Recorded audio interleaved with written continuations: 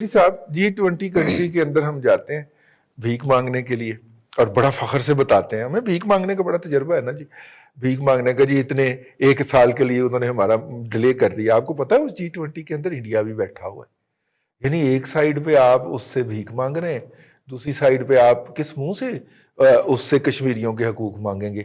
जब आपने अपने आप को इस कदर जलील कर लिया है, इस कदर घटिया साबित कर दिया है कि आप भीख मंगे हैं, आपको भीख मांगने के अलावा कोई काम ही नहीं आता, तो आप हकूक की बात कैसे कर सकते हैं यार।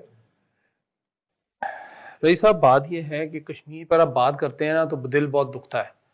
अब तो आंसू भी नहीं बचे, शायद वो जो होती हैं सिसकियां वो भी दबी दबी हो के ख़त्म होना शुरू हो गई हैं।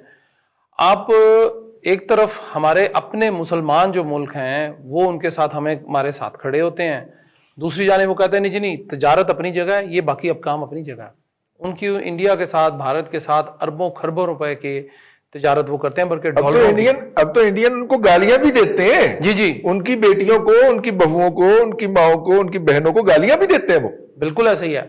अब आपने किया क्या जी कि हम भारत जो कर रहा है, रईस साहब ने भी कहा, आपने भी शुरू में कर दिया, अपना अब्दुल्ला मलिक साहब भी बोल पड़े। देखिए, भारत को रेजिस्टेंस तो है ही कोई नहीं है किसी भी तरफ से। कोई इंटरनेशनल फोरम मुझे बता दें जिसने उसको रेजिस्ट किया हो, कोई इंटरनेशनल लीडर बता दें जिसने ये काम किया हो। और दूसरी बात यह है कि आप देखें कि कश्मीर में, मकबूजा कश्मीर में जिसको हम कहते हैं, उसमें वहां पे टारगेट क्लींजिंग हो रही है। एथनिक क्लींजिंग तो अपनी जगह है, टारगेट क्लींजिंग कर रहे हैं। वो टारगेट करते हैं बंदे को, जिस तरह कराची में माजी में, अल्लाह माफ करे, जिस तरह टारगेट किलिंग हुआ करती थी, ये बिल्कुल उसी तरह वहां पे वो क्लींजिंग कर रहे हैं। टारगेट करते हैं, पूरा एरिया साफ कर देते हैं, उसके बाद अगले एरिया को पकड़ लेते हैं। वो लोगों में खौफ और रास इस तरह का उन्होंने फैला दिया है। और हम जो हैं, हम सिवाय इसके कि शायद बयान भी आप नहीं देते, नहीं लगते आपको वैसे ये सब जो चीजें, जो माहौल बन रहा है, कह रहे हैं जी कोई बात ही नहीं, अमन ही नहीं है कि करतारपुर पकड़े जी। आप हमारे साथ तस्वीर तो खिंचवाएं। वो बहादुर सर्वस उनके प्राइम मिनिस्टर तस्वीर नहीं खिंचाते, हम फॉर्मर प्राइम मिनिस्टर को पकड़ लेते हैं यार।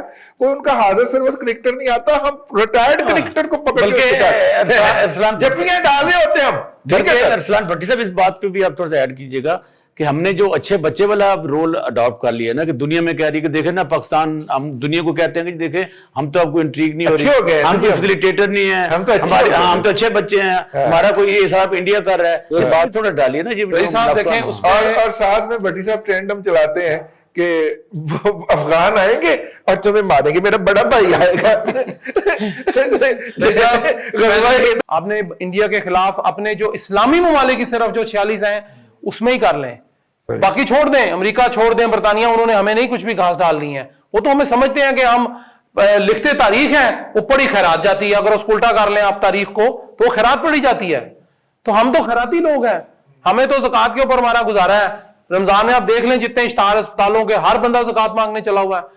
और खुदारा आप कम से कम एक तरफ जो है अपनी कौम को लगा दे कि भाई ये हमारा मसला है। मांगने की तरफ लगाया तो हुआ है पूरी कौम को, टाइगर फोर्स बना दी हमने मांगने के लिए यार। और आप क्या चाहते हैं हमसे? यानी एक और मैंने काम किया वो अद्वियात से अरबों रुपए नहीं कमा लिए। कैसी बात करते हैं भट्टी साहब? अद्वियात देखें, बात यह है कि देखें जी, आप दवाई खाएंगे ना तो आप मरेंगे। आता हूं आपकी तरफ। दवाई खाएंगे तो आप मरेंगे। उन्होंने कहा कि दवाइयां कम खाएं, महंगी करेंगे तो ये लोग कम खाएंगे और कम होगा। आखिरी बात यह रही साहब कि कश्मीरियों को अगर हम उनकी मॉरल और पॉलिटिकल सपोर्ट नहीं दे सकते तो कम से कम उनकी पीठ पे छुरा घूमना बंद कर। बिल्कुल ठीक है, अच्छी बात। और हम यही कर रहे हैं इस वक्त। अपना अगर आपको याद हो चौधरी ज़हीर साहब, जब मुशर्रफ साहब मुसल्लत हुए थे इस कौम के ऊपर, तो उस वक्त कश्मीर के अंदर यही चला था सिलसिला। और वहां पे कश्मीरी मुजाहिदीन के लीडरशिप को चुन चुन के मारा गया था। और उस वक्त भी ये था कि शायद उसके अंदर हमारी भी कोई कंसेंट शामिल थी। और उसके बाद हालांकि इंटरनेशनल बॉर्डर पे हम आईवाल टू आईवाल बैठे हुए थे। देखिए 47-48 की जो जंग हुई थी, आपको याद होगा, वहां पे भी जाके काफी सारे अपराइजिंग मूवमेंट शुरू हो गई थी। जो जेन्युइन कश्मीरी थे उनको पता नहीं था, उन्होंने इंडियंस को जाके बताया और उन्होंने फिर चुन चुन के उन लोगों को मारा। आप ये देखें, जो जनरल मुशर्रफ की आपने बात की है, आप वो भूल गए हैं कि जब दोनों तरफ से फोर्सेस आगे आई हुई थी और सार्क कॉन्फ्रेंस में जनरल मुशर्रफ ने वाजपेयी को मुसाफा किया, हैंडशेक किया, वो क्या इंडिकेशन है? देखें, हम ये कन्फेशन होती है कि देखें हम जंग नहीं लड़ सकते, हम 15 दिन 20 दिन मैक्सिमम 1 माह हम अफोर्ड ही नहीं कर सकते।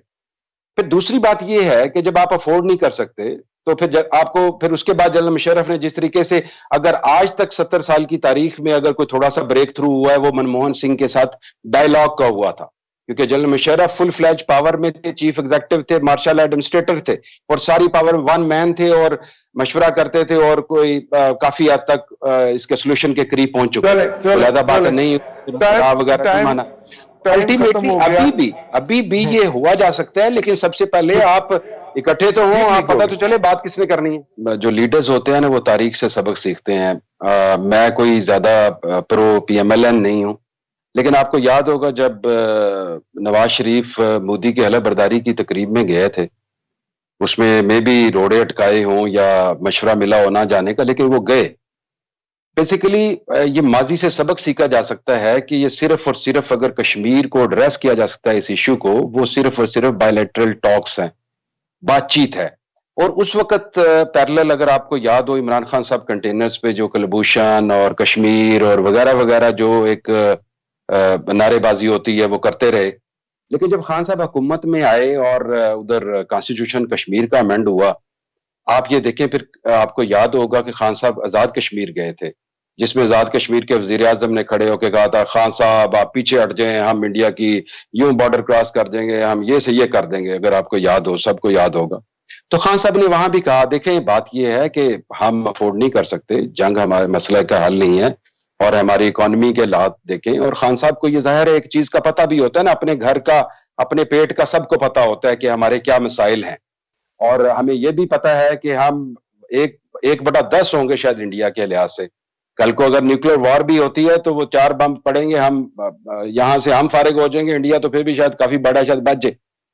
बहुत तकलीफ थी उनको ना कंटेनर से, जब आप बराबरी की बुनियाद पे बात कर रहे थे। तो अब हमें बता रहे हैं, अपनी बेइज्जती का किस्सा सुनाते हैं कि मैं फोन करता हूं तो वो फोन अटेंड नहीं करता। तो यार ये बात बताने वाली नहीं, ये तुम्हारी बेइज्जती है भाई, अपनी बेइज्जती करवा रहे हो, मुल्क की भी बेइज्जती करवा रहे हो।